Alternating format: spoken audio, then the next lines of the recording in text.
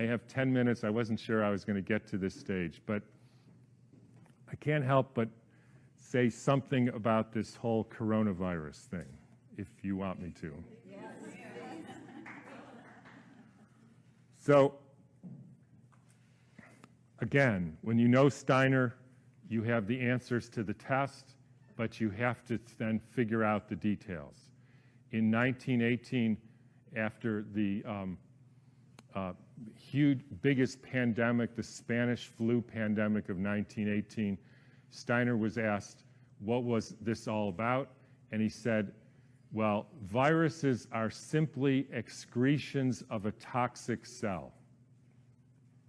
Viruses are pieces of DNA or RNA with a few other proteins. They bud out from the cell. They happen when the cell is poisoned. They are not the cause of anything.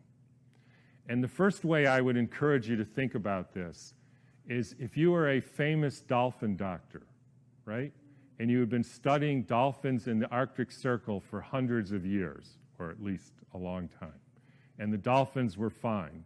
And then they call you up, Fred, all the dolphins, or a lot of the dolphins are dying in the Arctic Circle. Can you come and investigate? Right? And you have one question to ask. So, show of hands. How many of you would say, I want to investigate a dolphin to see the genetic makeup of that dolphin? Nobody, because that's stupid. How many of you would say, I want to see if this dolphin and that dolphin has a virus because it might be contagious and that's why all these dolphins are getting sick? That fellow. How many of you would say, excuse my French here, somebody put some shit in the water here? Like Exxon Valdez? Anybody? Everybody. Because that's what happened. And the cells get poisoned. They try to purify themselves by excreting debris, which we call viruses. If you go to the current theory of viruses called exosomes, and the latest head of the NIH giving a talk on the complexity of viruses, you will see this is perfectly in line with the current thinking on what a virus really is. I had a dramatic example of this when I was growing up. Right outside our house, there was a wetlands, and they're full of frogs, and the frogs kept me up at night, so I taped the windows, and they were, in the spring, they made a big racket. And then over time, the frogs were all gone. How many thinks the frogs had a genetic disease? How many thinks the frogs had a virus? How many think somebody put DDT into the water? That's what happened. Diseases are poisoning. It's one of the reasons why vaccines, so let me skip that for a minute. So what happened in 1918? There was a huge, in every pandemic in the last 150 years, there was a quantum leap in the electrification of the Earth. In 1918, late fall of 1917, there was the introduction of radio waves around the world. Whenever you expose any biological system to a new electromagnetic field, you poison it, you kill some, and the rest go into a kind of suspended animation so that, interestingly, they live a little bit longer and sicker. And then starts in World War II with the next pandemic with the introduction of radar equipment all over the Earth, blanketing the entire Earth in radar fields. First time humans have ever been exposed to that.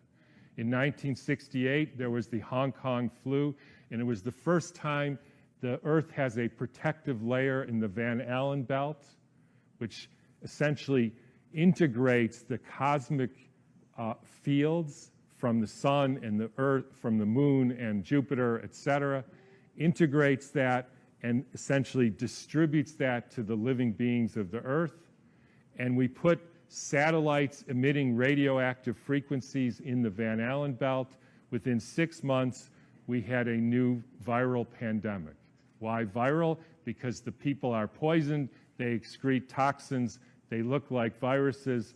People think it's a flu epidemic. In the 1918 epidemic, the Boston Health Department decided to investigate the contagiousness of this. So they, believe it or not, took hundreds of people with the flu and they sucked the snot out of their nose and injected it into the healthy people who didn't have the flu, and not one time could they make the next person sick. They did this over and over again, and they were not able to demonstrate contagion. They even did it with horses who apparently got the Spanish flu, and they put bags over their head, and the horses sneezed in the bag, and they put the bag over the next horse, and not one horse got sick. You can read about this in a book called The Invisible Rainbow by Arthur Furstenberg, who chronicles all the steps in the electrification of the earth and how within 6 months there was a new flu pandemic all over the world. And when you hear the normal explanations, how did it go from Kansas to South Africa in 2 weeks? So the entire world got the symptoms at the same time, in spite of the fact that the mode of transportation was horseback and boats, and there's no explanation for it. They just say, we don't know how that happened. But when you think about it, with these radio waves and other frequencies that some of you have in your pocket and on your wrist, you can send a signal to Japan and it arrives instantaneously. So any of you who don't believe there is an electromagnetic field that communicates globally within seconds just is not paying attention to this. And I will only finish by pointing out that there has been a dramatic and quantum leap in the last 6 months with the electrification of the Earth. And I'm sure a lot of you know what that is. It's called 5G, where they now have 20,000 radiation-emitting satellites, just like the radiation-emitting thing in your pocket and on your wrist and that you use all the time. That is not compatible with health. I'm sorry to say it, it's not compatible with health. That is a water destructuring device.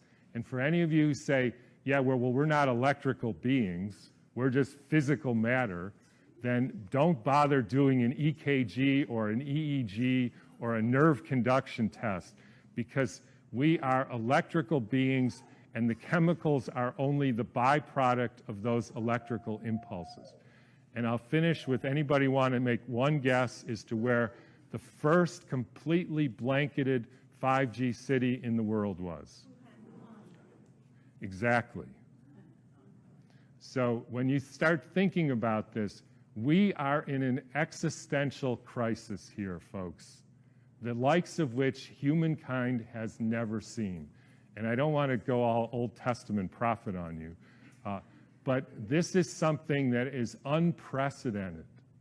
The putting of 100,000 satellites in the very blanket of the Earth. And by the way, as I was going to say earlier, this actually has something to do with the vaccine question, and this got brought home to me because about a year ago or so, I had a patient who came in who was totally fine, a surfer and all, and then he works as an electrician putting in Wi-Fi systems for very wealthy people. Electricians have a very high mortality rate, but he was fine. And then he breaks his arm and he gets a metal plate put in his arm. 3 months later, he couldn't get out of bed and was total, heart irregularities, just total collapse. The susceptibility has to do with how much metal you have in your body, as well as the quality of the water in your cells. So if you start injecting aluminum in people, they become receptors for absorbing increased electromagnetic fields, and that is a perfect storm for the kind of deterioration of the species, which is what we're now experiencing. And I'm just going to finish with one more thing, which I like to, is a quote from Rudolf Steiner. And by the way, this was around 1917, so it was a different time. In times when there were no electrical currents, when the air was not swarming with electrical influences, we're talking 1917, it was easier to be human. For this reason, in order to be human at all today, it is necessary to expend much stronger spiritual capacities than was necessary a century ago. So I'll just leave you with whatever you can do to increase your spiritual capacities, because it's really damn hard to be a human being these days. So thanks for listening.